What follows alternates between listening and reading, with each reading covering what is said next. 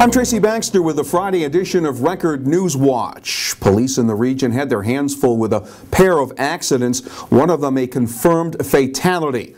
In Sullivan County this morning, a 22-year-old woman was killed in a car crash on Mohegan Lake Road in the town of Lumberland. Check back with Record Online for further details when they become available. Last evening, a Putnam County man suffered serious head injuries after his car rear-ended a box truck on the Thruway southbound between Newburgh and New Paltz. 44-year-old Jerome Figliola of Carmel was in critical condition after being airlifted to Westchester Medical Center.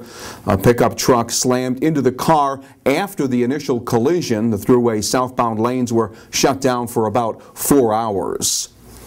The battle lines have been drawn in Sullivan County now that the county legislators have adopted a 2011 budget that freezes wages, a move that Teamsters Local 445 spokesman called a county declaration of war against its workers.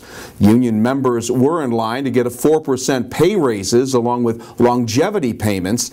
Workers who spoke at Thursday's legislative meeting criticized the county's decision, which was made to avoid a property tax hike for next year.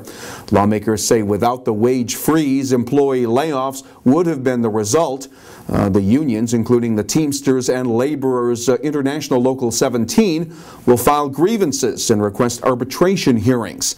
Legislative Chairman Jonathan Thruway says if the county loses that legal fight, workers will be laid off. The weight limit has been lowered on the deteriorating Pond Eddy Bridge. The Pennsylvania Department of Transportation made the decision to drop the limit from 7 tons to 4 tons because of concerns with the bridge deck supports, with the work to cost up to $500,000. It crosses the Delaware River connecting Pike County with Route 97 in Lumberland. The historic bridge has been an ongoing source of debate over the question of whether it should be replaced.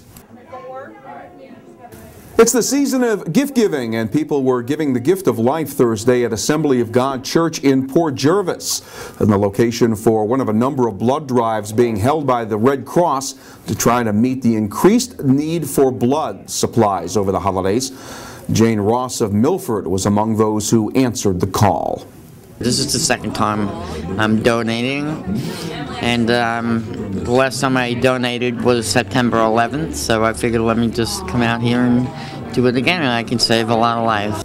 According to the American Red Cross, more than 38,000 blood donations are needed every day. Each donation can save up to 3 lives, and a single car accident victim can require as many as 100 pints of blood. And Scott Wilkinson has gotten the good news he'd been waiting months to hear. Yes, he and fellow baker Giulio Pistolisi will be included in the Guinness Book of World Records for creating the world's largest cannoli.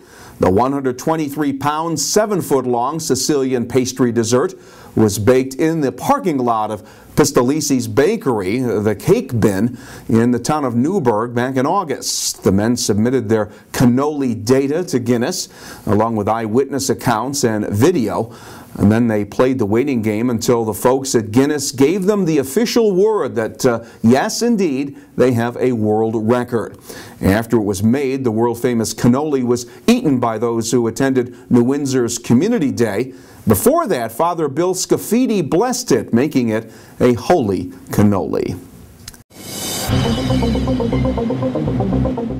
Well, tomorrow should be a good day to wrap up your Christmas shopping. There's plenty of sunshine in the Saturday forecast with temperatures in the mid-30s. Clouds will move in on Sunday, and there will be the chance of a few snow flurries. The highs only around the freezing mark, 32 degrees. Stay on top of breaking news here at Record Online and get a complete look at all the news by picking up the weekend editions of the Times-Herald Record. For Record Newswatch, I'm Tracy Baxter. Thank